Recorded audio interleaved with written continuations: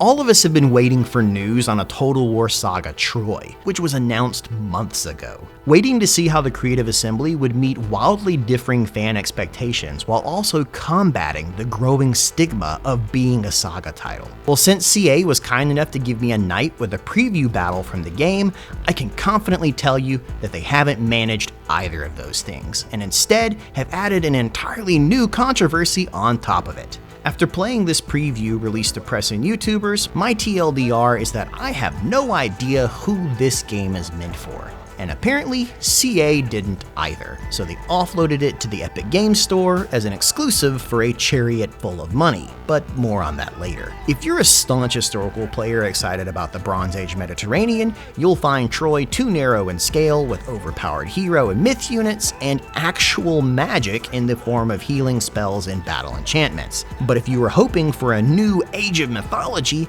it doesn't go far enough, with only a few pseudo-history inspired units, no actual thunderbolts from Zeus, and a concerning lack of man-on-god and animal form action. Troy's tagline of the truth behind the myth sounds great as a boardroom concept pitch, but actually making a game out of it has proven to be very tricky. Conceptual issues aside, Troy suffers from a bad case of bloated UI, a texture palette built on brown sepia and tan, and generally looks like a game from 5 years ago. Which it is, as it's built on the bones of Total War Warhammer. To put it another way, this is Centaur Dave, and one look at his face tells you he's seen some shit, looking like an extra from a Conan the Barbarian movie with what can only be described as eye scabies. Low-resolution textures, though, are a common theme throughout here. For example, I know Greek men are notoriously hairy, but this body texture has more in common with a Jackson Pollock painting than a lack of Bronze Age manscaping. And I know what you're thinking. Nobody zooms in close enough during a battle to notice this stuff, because I sure don't. But I make videos that do, and this is like putting a magnifying glass up a dog's backside. Quivers clipping through armor, stretchy armor textures, death horses that will haunt my dreams, and texture quality differences that scream one was done by a professional prop artist while the other was done by Bulgarian Bob, who happens to be going through a rough patch at home right now with his wife and nobody wants to tell him his assets aren't up to snuff. But apparently this is a common problem across CA Sofia, as, well actually I'll just let you listen.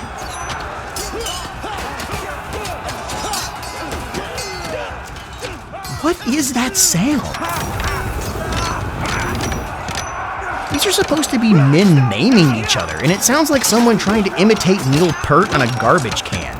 Not helping matters, the UI seems to forget that the past actually had colors in it, and the bottom UI is a completely different style from the unit card UI. In both cases, they're not terribly easy to read in battle and aren't very visually interesting. And it's funny because if you slap a coat of paint on the top of them, they pop so much more. And that's true of all the architecture in the game. I mean, CA is clearly trying to add pops of color to the city of Troy, but it's just not enough. And you must be thinking, who cares so long as it all plays well? The battle build we were given is supposed to represent a very close to release version of the game, and is set below the city of Troy as a sally out of Hector's army. We were given the option to play as Hector or Achilles, with the difficulty on either easy or harder than a diamond dildo. Easy was clearly meant for people who hadn't played the game before. The battles were 3 minutes long, and were so ludicrously simple that I actually let my 4-year-old play one just for giggles. And my tiny Napoleon actually won, and now he's threatening to start his own Total War YouTube channel. Troy's preview build is literally tearing my family apart. I personally spent a few hours fighting on the hard difficulty setting, but it was more from a I can't believe how hard this bullshit is fascination than actual fun. Because instead of fighting a battle, you fight Troy's new game mechanics for 12 minutes at a time. 3 minutes of which was actual battle, followed by 9 minutes of unbreakable units and heroes chasing each other around the map to Benny Hill style music, while everyone else routs and recovers, and routs and recovers, and you get the idea. Not that you'll ever be able to actually tell, as the routing symbol now just blends in on the flag and is impossible to pick out on the battlefield. But I also wouldn't have included morale, stamina, health, ammunition, and vehicle health on every unit's battle flag. Archers actually felt pretty good in both modes. They hit hard but have a limited ammo, and still without a reload option, they just sit there and play patty cake until they all die as usual. But other unit balance wildly changed between the difficulties, so that traits like unbreakable and unflankable now meant facing a wall of endless metal death. Though when you fielded them, they would get beaten by mid-tier units on the opposite side. Chariots in particular went from being uber death machines to wet noodles. I mean, there's nothing like rolling over a group of archers just to watch them get back up again. This was followed by a 30-minute QA session with the game's devs, and another streamer brought up these wonky balance issues, the UI readability, and the absurdly short battle length, and was told everything was working as intended, with assurances from the developers that the AI was not getting any unfair buffs to artificially increase the difficulty. We're all just terrible at the game. Most of the Total War streamers actually managed to cheese Hector's hard battle to a victory thanks to his totally non-magical healing ability, but Achilles' hard victory is now the new EP measurement among us. But to understand why I never beat his battle, and it's such an epic pain in the ass, I need to clue you in on the new battle mechanics. See, mounted cavalry is now super rare in this game, and when you do encounter them, they're called centaurs. Literally, just replace the word cavalry with centaurs, and that's how they work in the game. In that same QA session with the developers, they told us that these centaurs are only recruited from a certain part of the map, like the auxiliary system in Rome 2, and giants will supposedly work the same way. The Minotaur and the Cyclops, though, are both unique myth units, and only one will ever be allowed on the campaign map at a time. So if you're worried about too many of these myth units, there does seem to be a way out. But in the example they gave, if you raise your reputation with Zeus enough, you'll get access to the Minotaur as a benefit. In multiplayer, these unique guys will be assigned to relevant factions to accentuate their playstyles. But again, this is not something I've seen, this is all based on developer promises. In the battle I played, the monstrous Minotaur unit is a one-man death machine. Since the focus is off cavalry in this game, infantry needs more variety, and is again divided into light, medium, and heavy to diversify unit types. Heavy moves the slowest but has the highest defense, while medium moves faster and attacks harder at the cost of armor, and light is still just units like archers and skirmishers. So instead, differences between them have to be accentuated, especially the speed, so that light units now run so fast Usain Bolt couldn't catch them, and chariots end up pursuing them around the map. High-tier heavy units will now also often have the unbreakable trait, that they'll never rout in battle and they'll fight to the last man, and unflankable, so that they're no longer weak to attacks and charges from behind. Which means that things like tactics, flanking, and positioning are now useless against them, and that late game battles don't play like actual battles. You'd think that the unit pushing mechanic from previous Total Wars would have been brought back here, since it applies directly to infantry, but by this point I had to accept I'm driving a Fiat here and not a Ferrari. Instead, a new level of strategic depth has been added with weapon swapping, where units put away their shields and then hold a short spear with two hands, because now they can poke harder. I can think of the zero historic rationale behind this decision, and when they first announced this mechanic, I expected a switch between axes and spears, or maybe between bows and swords, but nope.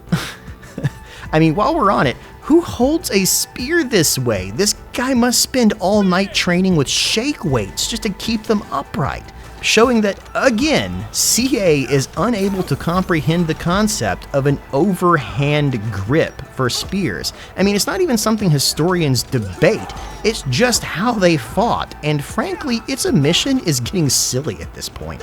But not as silly as your new legion of super mutant legendary generals who now come in 4 flavors: attack, defense, unit buffs, or ranged. And I was told by the devs that in the game, you will actually be able to start the battle on a chariot, giving you a bit of mobile cav to ride around on and sow chaos until this vehicle runs out of health. Once the chariot breaks, the hero will then be thrown from it and take some amount of damage, but is then able to get up and resume the fight on foot. And I realized that some amount of damage is terribly unclear, but at this point, what other answer did you expect? Each hero also has buffs to their respective playstyle and come with an assortment of spells. I'm sorry, I meant totally historically inspired non-magical abilities that sit on the left-hand side of the screen and are on cooldown until you get enough god favor to use them.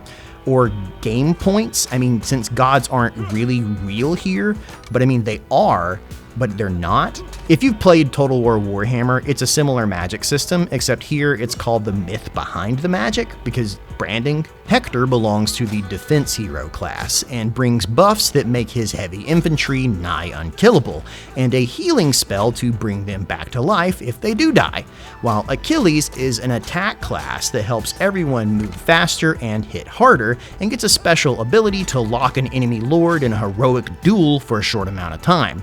And this is where you get to see some of those new synced hero battle animations, except that when you use it in the game, Hector flattens Achilles in one-on-one battles without even going below half health. Let that sink in. In a one-on-one battle, when Achilles uses the ability that he is built to use, he always loses to Hector without ever even seriously hurting him. I personally brought this up in the Q&A session and was told, again, that everything was working as intended. And that's a problem. After playing this preview battle, I still have no concept of what the final balance of the game will actually feel like. The two difficulty experiences were just too wildly different, and CA still hasn't sent out any surveys or solicited feedback from anyone's playthroughs. So there's no way to know if they're actually going to change any of this. I mean, initially it seemed like CA just didn't want to hear any complaints about this game. And it's at this point that this game frankly broke me a little on the inside. I mean, I've played Total War for nearly 20 years now, and this is the first one I just didn't like. I mean, I could compare it to Coprolites, but it was made by real people who are incredibly polite and hardworking and made solid DLC for Rome 2 in the past. So I had to stop myself playing the battle and instead went in search of something beautiful in this game, because Total War games can be gorgeous and awesome and fun, and thankfully there is still some beauty in here. A tiny farm on the edge of the battlefield, populated with chickens, a goat, and even a donkey that someone took the time to make. Water that looks and sounds so much like the Mediterranean that if I close my eyes, I can remember what it feels like around my ankles. Rivers that babble down from distant mountains, ahead of brooding thunderheads. And when you catch the angle just right, the light bounces off the armor and the men seem to leap at you from the Illiad. This battle is just one part of a larger game. But months of radio silence from Creative Assembly followed by this troublingly rough preview battle leaves me concerned about what it will play like. Because when I talk about Troy, I shouldn't have to say, oh, it's just a SAGA title, which has become a byword for small teams, small budgets, and small games. There are expectations that come with being a Total War game.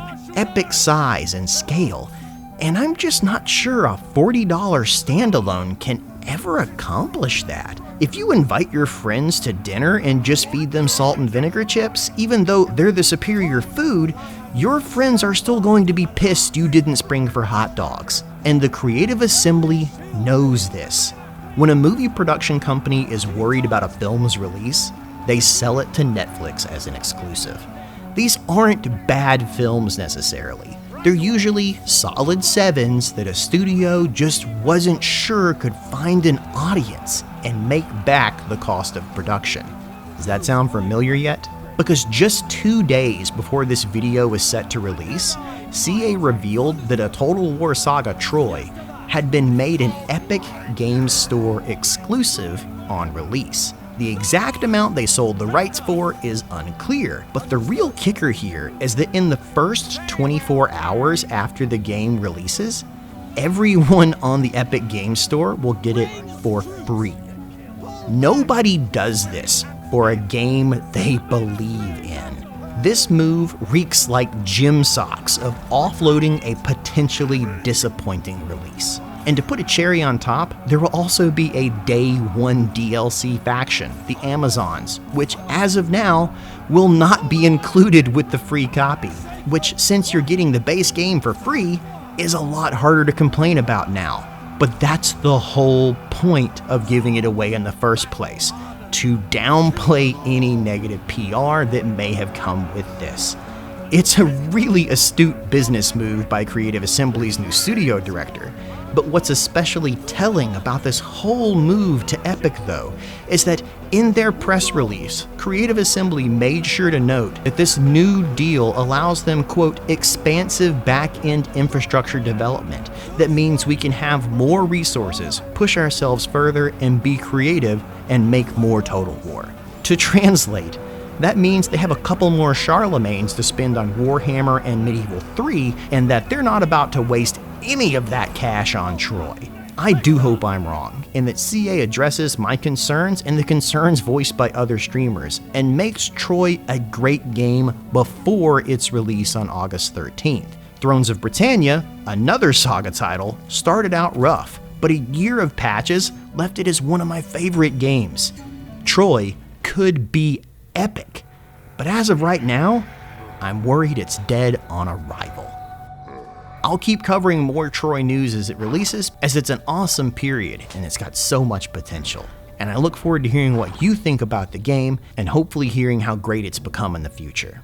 Thanks for watching.